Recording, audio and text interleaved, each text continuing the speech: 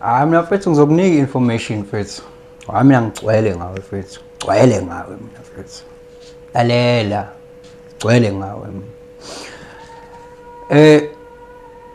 Ungamangali kuzoba nesimo sika haleluya nje oqhuma la ngezansi ngoba kuzwakela ukuthi uNkulunkulu ukhona la ngezansi. So ungamangali mawuzwe isimo somsindo we congregation thina sihleli la naye. Alright ke.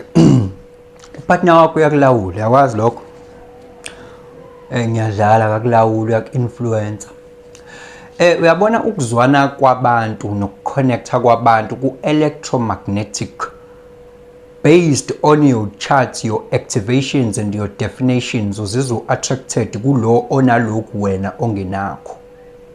Uyabona for an example upartner wakho une-defined G-center, the center of direction, love and identity wena unayo.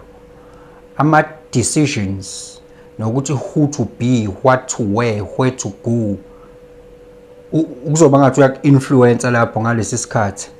Ubingelele changes akhasho ukuthi kungenzeka noma yini noma inini noma kanjani kunoma ubani ngoba impilo ayisiyona lento ocabanga ukuthi iyona.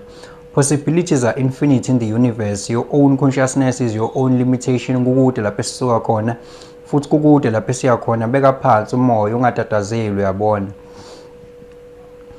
We tend to be attracted to the people who are possessing what we don't have. And we struggle our whole lives to compensate for what we don't have, instead of emitting, nourishing, and focusing on what we have, so that what we don't have will be inconsequential. Hey, clap lapho guys. Uyabona ke into ongenayo ongazalwanga nayo angeke kuze kwenzeke ukuthi ube nayo, angeke kuze kwenzeke ukuthi ube yiyona.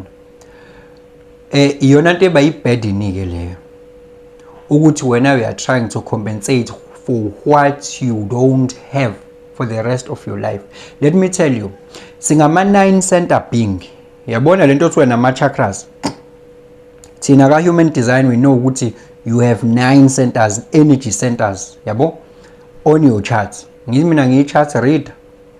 On your chart you have 9. Siqale la phezulu, head, the center of inspiration, questioning and getting and figuring things out, yabo. 2 nayi ajna, the mind.